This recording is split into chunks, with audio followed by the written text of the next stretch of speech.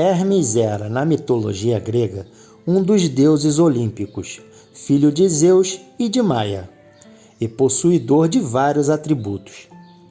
Divindade muito antiga, já era cultuado na história pré-Grécia, possivelmente como um deus da fertilidade, dos rebanhos, da magia, da divinação, das estradas e viagens, entre outros atributos.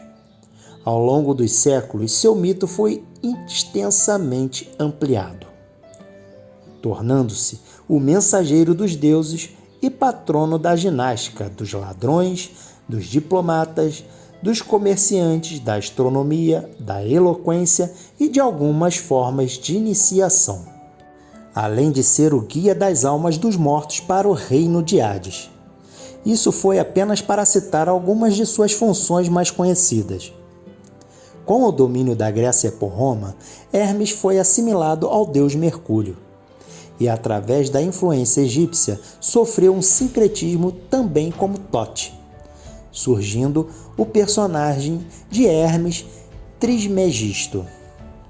Ambas assimilações tiveram grande importância, criando rica tradição e perpetuando sua imagem através dos séculos, até a contemporaneidade, exercendo significativa influência sobre a cultura do Ocidente e de certas áreas orientais em torno do Mediterrâneo, chegando até a Pérsia e a Arábia.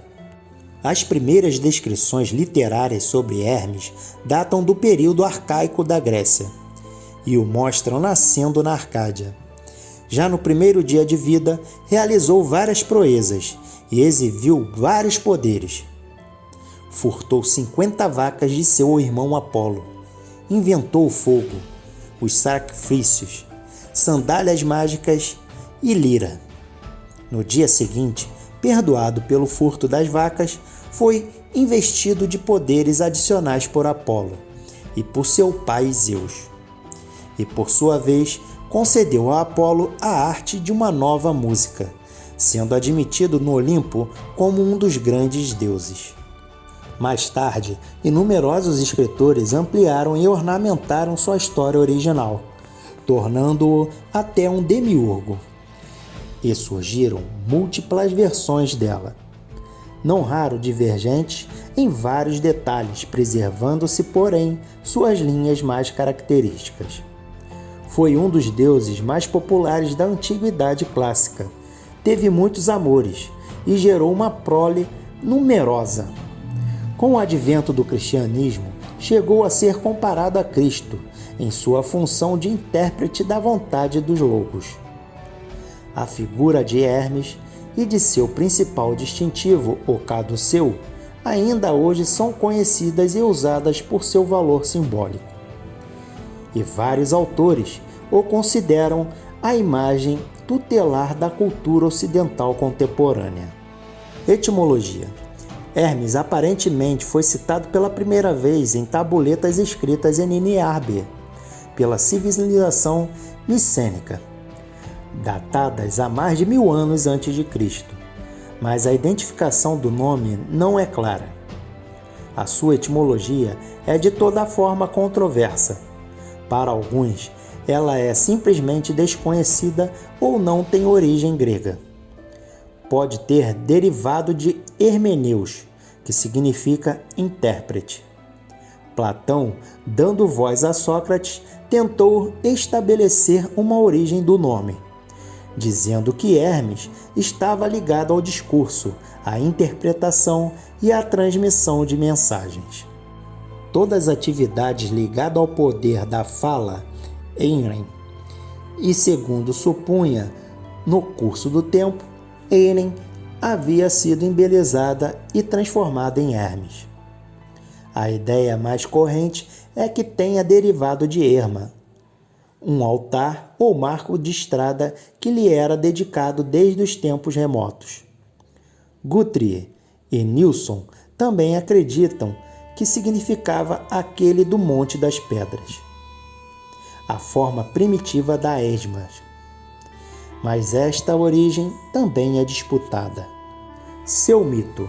As origens do mito de Hermes são incertas e as opiniões variam entre considerá-lo um deus autóctone, cultuado desde o Neolítico, ou como uma importação asiática, talvez através do Chipre ou da Galícia. Bem, antes do início dos registros escritos na Grécia. O que parece certo é que seu culto estava estabelecido na Grécia, desde uma época bastante remota, provavelmente fazendo dele um deus da natureza, dos agricultores e dos pastores. É possível também que tenha sido desde o início uma divindade com atributos xamânicos, ligados à divinação, à expiação, à magia, aos sacrifícios, à iniciação e ao contato com outros planos de existência, num papel de mediador entre o mundo dos visíveis e dos invisíveis. Seja como for, tornou-se um dos deuses mais presentes em toda a mitologia grega, e dificilmente algum dos mitos principais não conta com a sua participação, assumindo uma grande quantidade de epítetos, formas e atributos. Entre as funções mais comumente ligadas a ele na literatura grega estão as de ser o mensageiro dos deuses e o deus das habilidades da linguagem, do discurso eloquente e persuasivo, das metáforas, da imprudência, da circunspeção, também das intrigas e das razões veladas, da fraude e do perjúrio, da sagacidade e da ambiguidade. Por isso, era patrono dos oradores, dos arautos, dos embaixadores e diplomatas, dos mensageiros e dos ladrões. Como inventor, se diz que havia inventado fogo, a lira, a sírix, o alfabeto, os números, a astronomia, uma forma especial de música, as artes da luta, da ginástica e do cultivo da oliveira, as medidas, os pesos e várias outras coisas. Pela sua constante mobilidade e outras qualidades intelectuais e relacionadas, foi considerado o deus do comércio e do intercâmbio social, da riqueza advinda dos negócios, especialmente do enriquecimento súbito ou inesperado, das viagens, das estradas e encruzilhadas, das fronteiras e das condições limítrofes ou transitórias, das mudanças, dos umbrais, dos acordos e contratos, da amizade, da hospitalidade, do intercurso sexual. Era o deus do jogo de dados, dos sorteios, da boa sorte, dos sacrifícios e dos animais sacrificiais, dos rebanhos e pastores, da fertilidade, da terra e do gado. Seu ministério a Zeus não se resumia à condição de mensageiro, mas fora incumbido ainda de servir a sua taça. Por isso, era o deus dos banquetes e de conduzir a sua carruagem. Também era quem levava as almas dos mortos para Hades e quem dirigia os sonhos enviados aos mortais por Zeus. Em aspectos limitados, era também um deus da medicina, associado a Higeia e capaz de restaurar a virilidade, afastar as pragas, ajudar o parto e curar com certas plantas. Fontes gregas. As primeiras descrições do mito de Hermes datam do período arcaico da cultura grega. Uma das mais importantes consta no hino homérico a Hermes, uma criação anônima dos séculos VII ou VI a.C., que trata de seu nascimento e primeiras proezas. O hino abre com uma saudação ao deus, chamando-o de Senhor do Monte Silene e da Arcádia, dos rebanhos de ovelhas e mensageiro dos deuses. Também o nomeia como filho de Zeus, fruto de seu amor adulterino com Maia, uma ninfa filha de Atlas e Pleione, a mais velha, sábia e bela das 7 irmãs, as Pleiades. Ao sair da caverna, deparou-se com uma tartaruga e disse que ela lhe anunciava uma boa sorte. Ao mesmo tempo, conferiu-lhe dons. Enquanto vivessem, as tartarugas seriam uma proteção contra o mal-olhado. E ao morrerem, aprenderiam a cantar belas canções. Tomou-a então e levou para dentro. Matou-a e usou seu casco para fazer o corpo da primeira lira.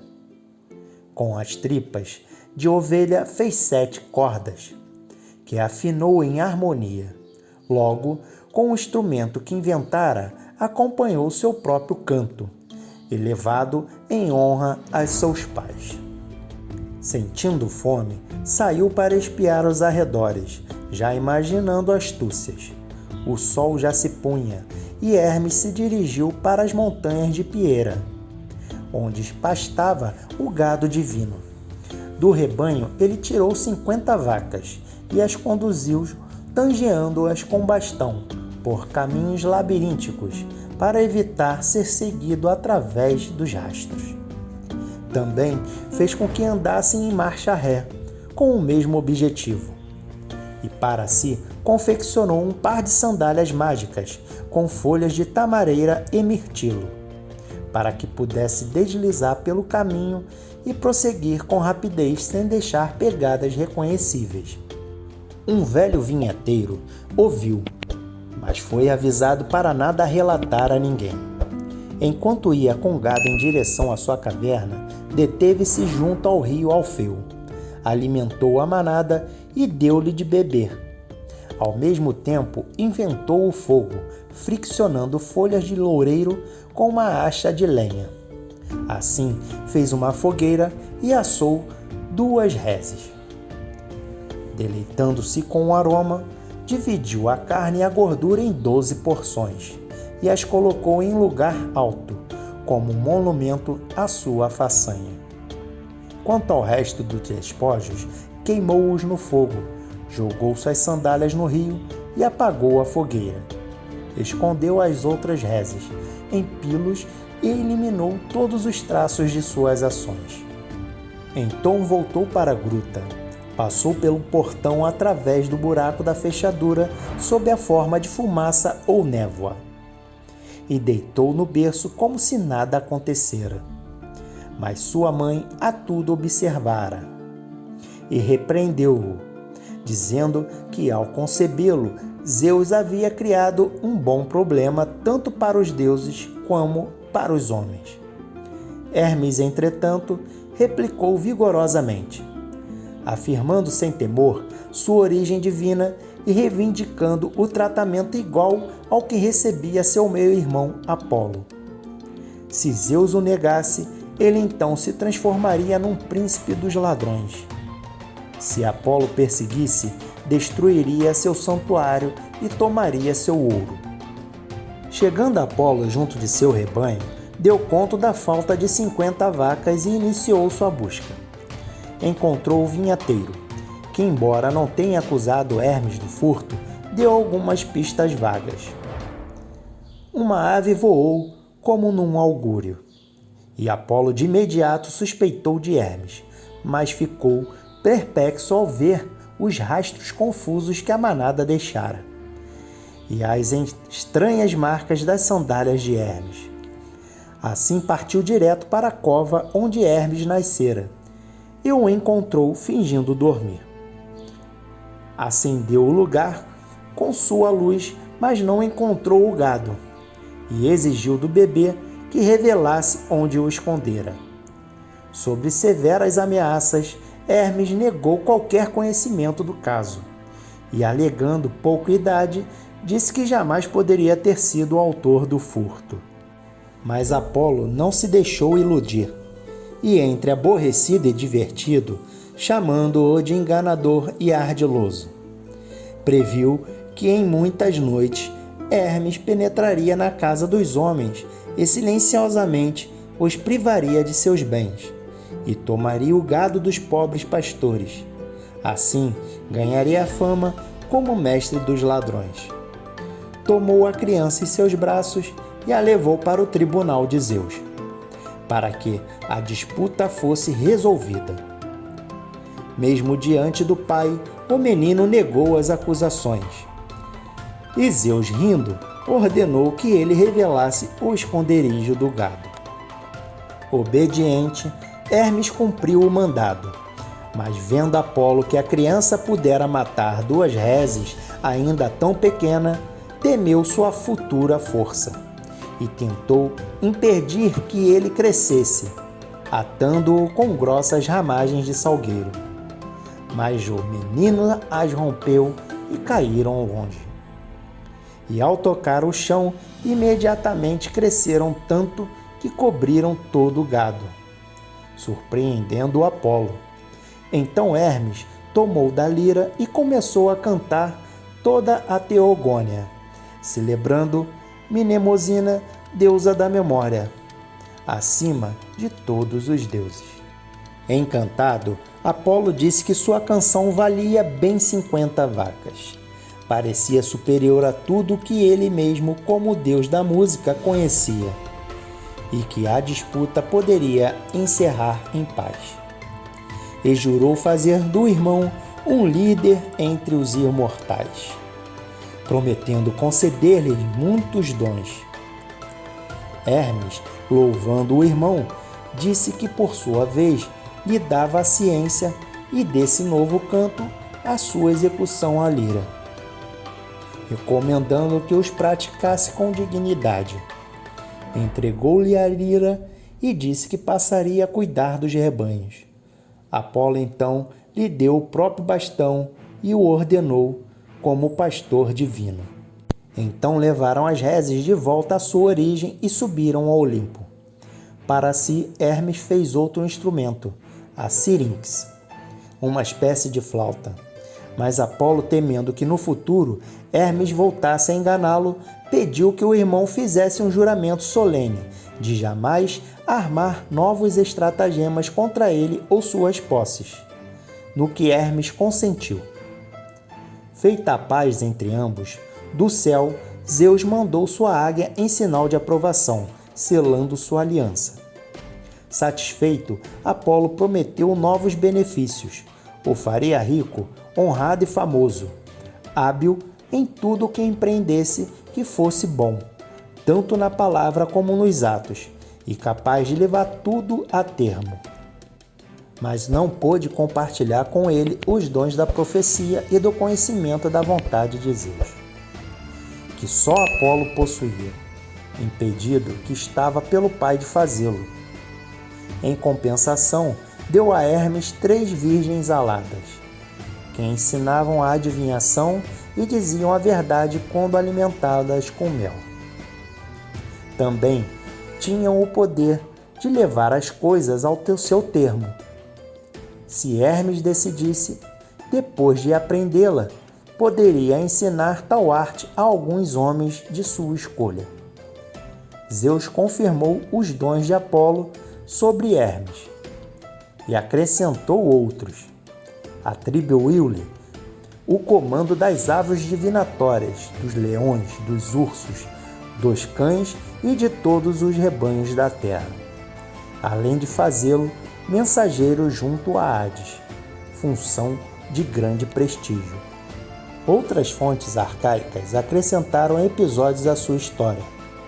Homero e Hesíodo o retrataram muitas vezes como autor de atos habilidosos ou enganosos, e também como benfeitor dos mortais. Na Ilíada, foi chamado de o portador da boa sorte, guia e guardião, e excelente em todas as artimanhas. Foi um dos aliados divinos dos gregos contra os troianos. Apareceu tirando Ares do vaso de bronze, onde havia sido preso por Oto e Efialtes. Favoreceu Forbas com riquezas. Protegeu Príamo e, usando seus poderes mágicos, o levou invisível por entre os gregos até Aquiles, para recuperar o corpo de seu filho Heitor, ensinando ainda como sensibilizar o inimigo. Quando Príamo o conseguiu, levou-os de volta para Troia, da mesma forma.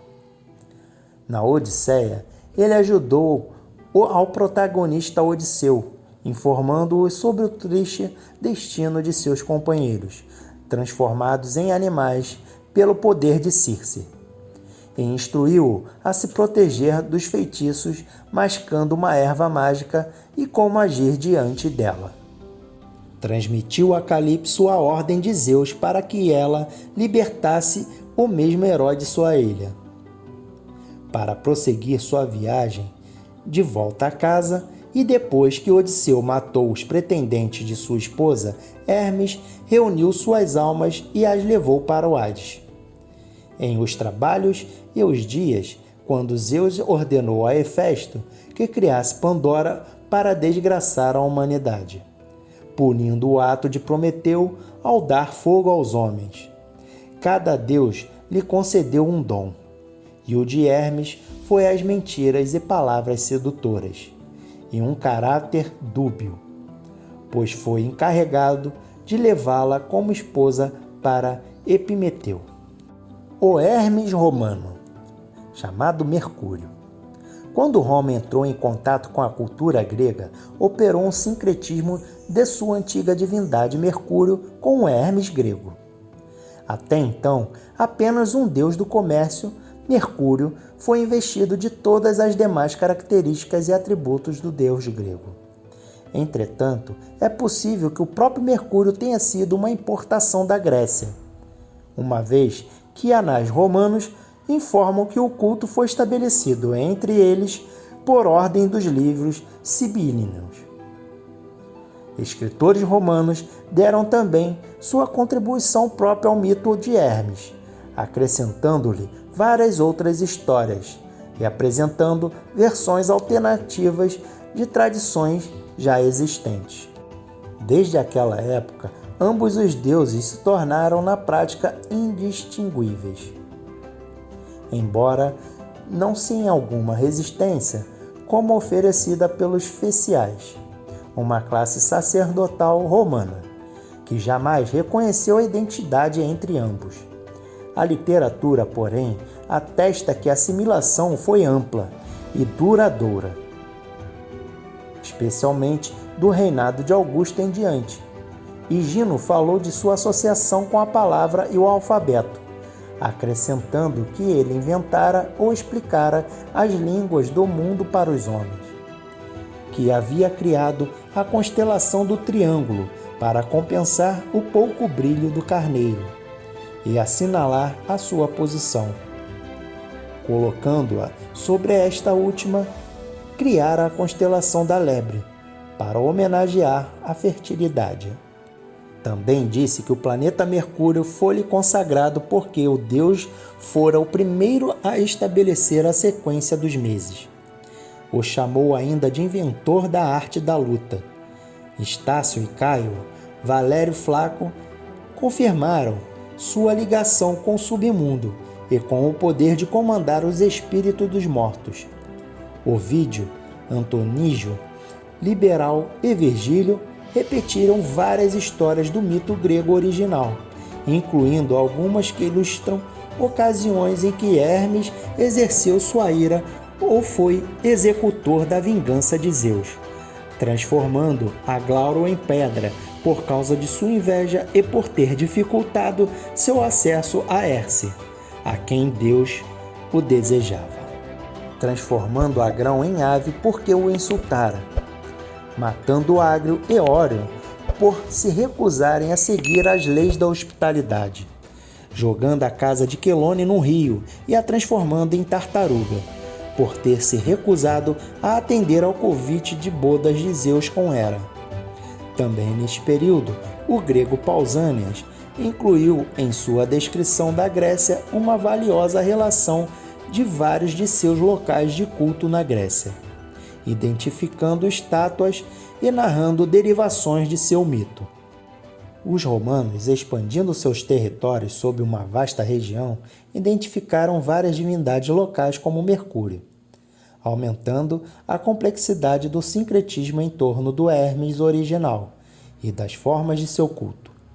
Entre elas Mitra, um importante deus solar oriundo do Oriente com várias estátuas mercuriais encontrado em Mitreus na Lusitânia, Espanha, Numídia e Germânia, tendo adquirido traços solares: Cicônio, Avernoix, Eso, Ivan Tucaro, Moco, Visúcio, Dumiate, Artaios, Gebrínio, todos deidades menores celtas, mas também com Lugos e Toutates, deuses panceltas largamente venerados, e Odin, outros grandes deuses.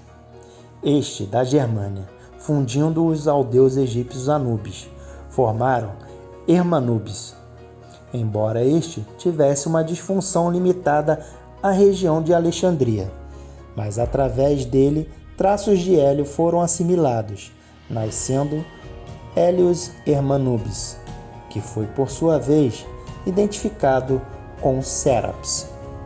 Quanto a Hermes Mercúrio, alguns dos primeiros padres da Igreja o compararam a Cristo como veículo do Logos, e foi associado a vários outros personagens da tradição judaico-cristã, como Moisés, Metatron, São Paulo, São João Batista e Enoque, estando assim também ele presente na origem da cultura religiosa europeia moderna.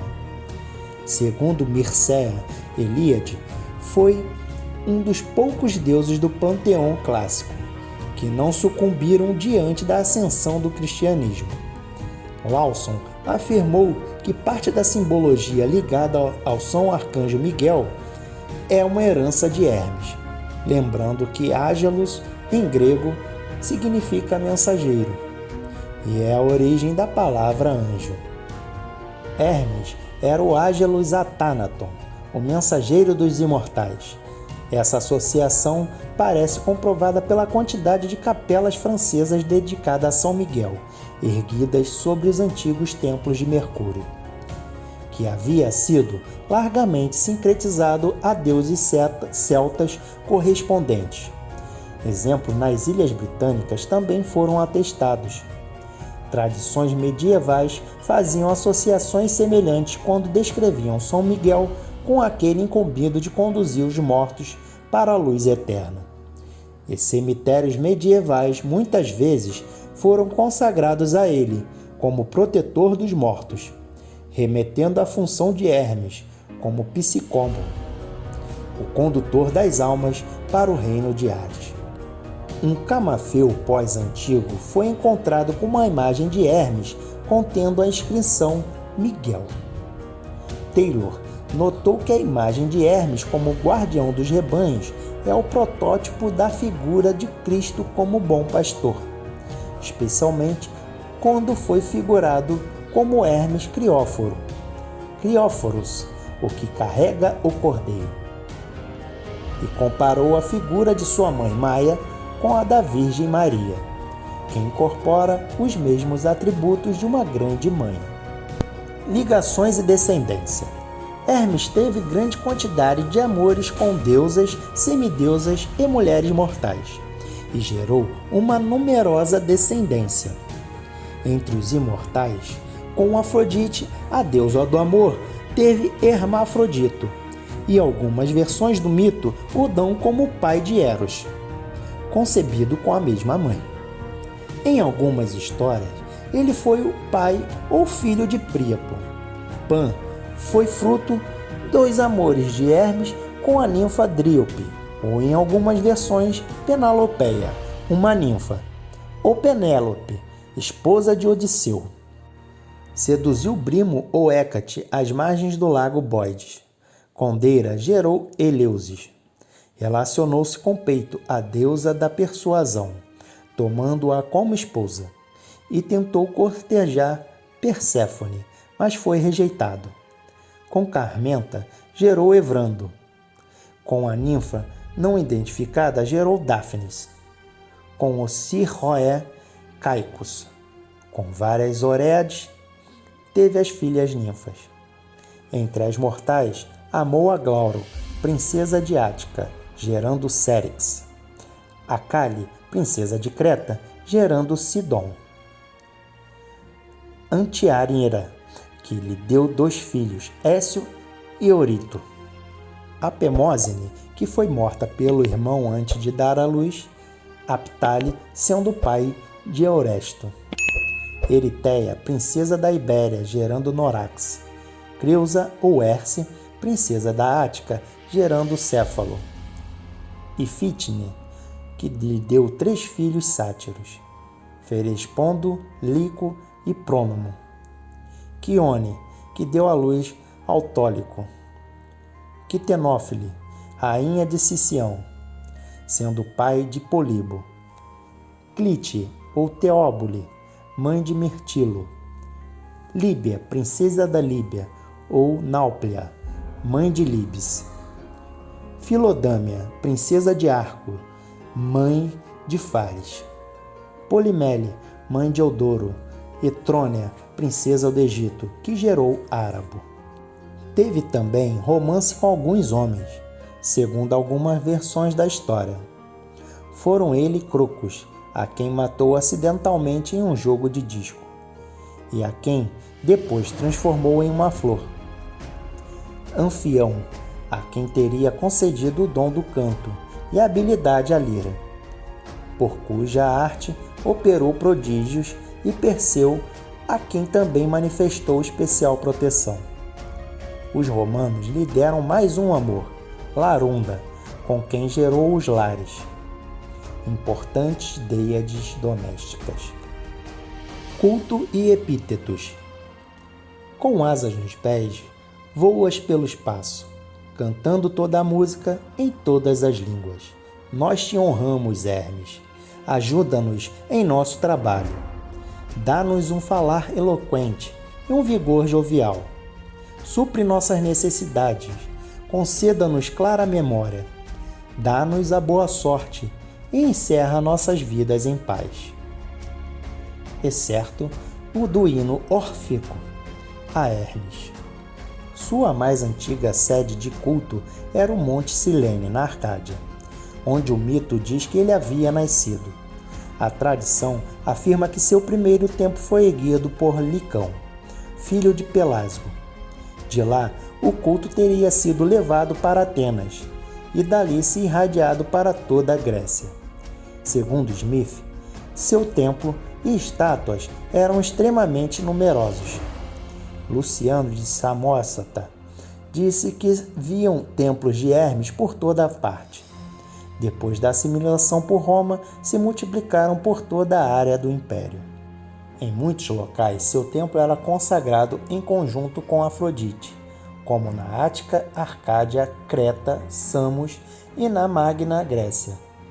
Vários ex-votos encontrados em seus templos revelavam sua atuação como iniciador de jovens na vida adulta, entre eles soldados e caçadores, uma vez que a guerra e certas formas de caça cerimonial eram consideradas como provas iniciatórias.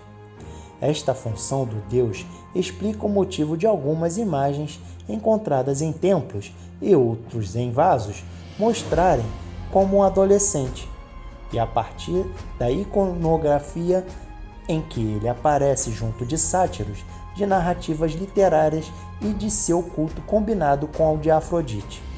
Fica evidente que entre as iniciações que Hermes patrocinava estava a sexual.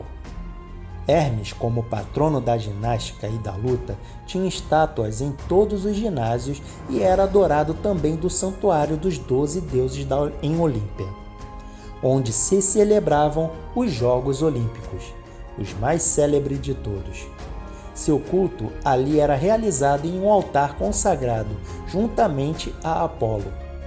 Sua festividade especial era a Hermaia, que se celebrava com sacrifícios a Hermes e jogos atléticos e ginásticos, tendo sido estabelecida principalmente nos séculos VI ou V a.C. Ésquines disse que as leis reguladoras das Hermaias haviam sido estabelecidas por Solon ou Drácon, mas não há documentação sobre as ginasiarcas antes do século IV a.C. Entretanto, Platão referiu que Sócrates assistiu a uma Hermaia. De todos os festivais gregos envolvendo jogos, as Hermaias eram os que mais se aproximavam do caráter de uma iniciação, até porque a participação neles era restrita a jovens, a Genoae ou meninos peides, excluindo adultos de toda a participação. A premiação não contemplava apenas a vitória pura e simples, mas várias outras aptidões. Tendo um caráter iniciatório, os vencedores das Hermaias voltavam para as suas cidades como heróis e adultos que haviam adquirido honra. A Hermaia de Pelene se tornou particularmente concorrida, atraindo competidores de regiões distantes. Seu prêmio era um manto grosso. Por outro lado, as Hermaias adquiriram uma fama como uma ocasião em que homens adultos procuravam jovens como amantes, o que levou à criação de leis em Atenas, no século IV a.C., contra a presença de adultos nos jogos. Isso se deveu ao uso abusivo de um festival sagrado para fins profanos, e não porque houvesse uma censura ao relacionamento homossexual masculino. Pois é sabido que naquela época a sociedade grega, dentro do contexto da paiadeia, via tal relação como benéfica e útil para a educação do jovem, tendo também uma feição iniciática.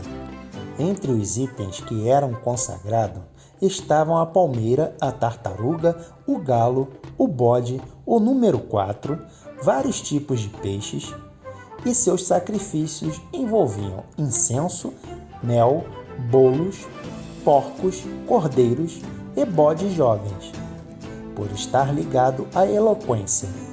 As línguas dos animais sacrificados lhes pertenciam. Entre suas imagens de culto, as mais comuns eram as ermas, colocada em todas as estradas para delimitar fronteira ou assinalar distâncias. Nas entradas das casas, nas divisões dos bairros e nas praças do mercado. As ermas eram pilares quadrangulares com apenas a cabeça do deus esculpida no topo. Muitas vezes aparecia também um falo, reforçando sua associação com a fertilidade e seu poder contra o mal-olhado e os espíritos malignos, uma vez que o símbolo da virilidade era também considerado protetor, estando ligado à força guerreira. Suas formas mais antigas eram simples montes de pedra, ou um pilar de pedra sem escultura alguma, mas Heródoto afirmou que as ermas itirifálicas eram também tão antigas quanto os pelágicos. O povo pré-helênico, que ensinara os atenienses a esculpi-las, Pausânias disse também que em Eleia a principal imagem do culto de Hermes era um pênis ereto, sobre um pedestal. As ermas também eram comuns nos ginásios, nos estádios e nos hipódromos gregos, além de serem instaladas no circo máximo romano. Sua sacralidade era protegida em mistérios que se tornam parte dos mistérios da Samotrácia. Era também um dos deuses patronos dos mistérios de Eleusis, pois era o deus que escoltava Perséfone para o submundo, e a cada primavera a trazia para a superfície. Renascimento do culto. Com a ressurgência de culto neopagão na sociedade contemporânea, Hermes está sendo novamente cultuado de fato com uma boa potência divina. Essa tendência começou a aparecer no século XIX, na esteira do movimento romântico, quando os assuntos medievais, os folclores arcaicos e os mitos da antiguidade receberam nova atenção em toda a Europa como parte de um processo de criação de identidades nacionais. Serviu ainda como uma alternativa para uma visão do mundo materialista, mecanicista e dominada pela ciência, e também para uma religiosidade extremamente centrada na tradição judaico-cristã. Seus praticantes sentiam os mitos como parte ativa de suas vidas, e Deus como uma força imanente na natureza, expressa por uma multiplicidade de formas. Através desses aspectos, muitos neopagãos assumiram posições ligadas ao ambientalismo, à contracultura, ao feminismo e ao pacifismo, enquanto outros se dirigiram para as práticas mágicas e esotéricas. E neste sentido, a influência de Hermes Trismegisto voltou a se fazer muito sensível. Na literatura recente ligada à Nova Era e ao ocultismo, seu nome também é comumente invocado. No terreno dos estudos clássicos, Hermes continua uma figura de grande interesse para as disciplinas da iconografia, da arqueologia, da história da cultura, da arte, da religião e da sociedade e várias outras. Desde o século XIX, o corpus hermeticum, em particular, vem recebendo nova e intensa atenção dos eruditos, em associação com os avanços dos estudos sobre a Idade Média e o Oriente. Em alguns textos inéditos, têm sido redescobertos a partir desses esforços, iluminado a radiação dos hermetismo para regiões de antes insuspeitadas, como a Pérsia, a Arábia e outras mais, bem como o debate resultante tem apresentado os aspectos novos e instigantes sobre os conceitos consagrados. E aí, galera, tá gostando desses vídeos sobre a mitologia grega? Se curtiu, deixe seu like, se inscreva no canal, ative o sininho e compartilhe em suas redes sociais, ajudando o canal a crescer cada vez mais e nos estimulando a trazer mais conteúdos como esse. E até o próximo vídeo.